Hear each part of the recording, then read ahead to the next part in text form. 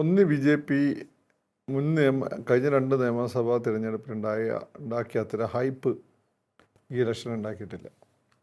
Hype എന്ന് വെച്ചാൽ ജനങ്ങളുടെ ഇടയിൽ ബി ജെ പി അയ്യോ പേടിക്കണം, ഭയങ്കര പവർഫുള്ളായി വരുന്നു എന്നൊരു ഫീല് ബി ജെ പി കൊടുത്തിട്ടില്ല. ഓക്കെ, ഈ മല പോലെ വന്നിട്ട് എലി പോലെ പോകേണ്ട ആവശ്യമില്ലല്ലോ. അപ്പം അങ്ങനെ കൊടുക്കാതെ അതേ തന്നെ ബുദ്ധിപരമായ കുറേ നീക്കങ്ങൾ അവർ നടത്തിയിട്ടുണ്ട്. ബി ജെ പി ഇവിടെ നേരിടുന്ന ഏറ്റവും വലിയൊരു പ്രോബ്ലം എന്താണ്? ബി ജെ പിക്ക് ഇവിടെ അഡ്രസ്സ് ചെയ്യാൻ ഇവിടുത്തെ ടോട്ടൽ പോപ്പുലേഷൻ്റെ 50% ഉള്ളൂ എന്നുള്ളതാണ് അവർ നേരിടുന്ന പ്രശ്നം.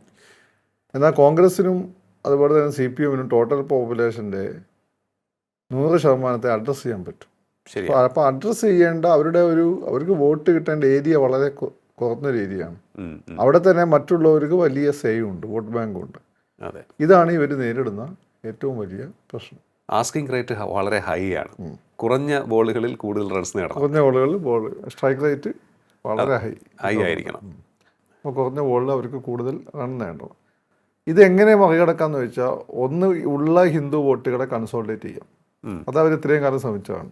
ഓക്കെ, അത് ഇവരുടെ എല്ലാ ജനറൽ സെക്രട്ടറിമാരുടെ പരമാവധി ഹിന്ദു വോട്ടുകൾ കൺസോളിഡേറ്റ് ചെയ്യാൻ അവർ ശ്രമിച്ചതാണ്. അത് മുരളീധരൻ്റെയൊക്കെ സമയത്ത് ഏതാണ്ട് അതിൻ്റെ പീക്കിലെത്തുകയും ചെയ്തു. അങ്ങനെയാണ് നേമത്തൊരു സീറ്റ് കിട്ടുന്നത്.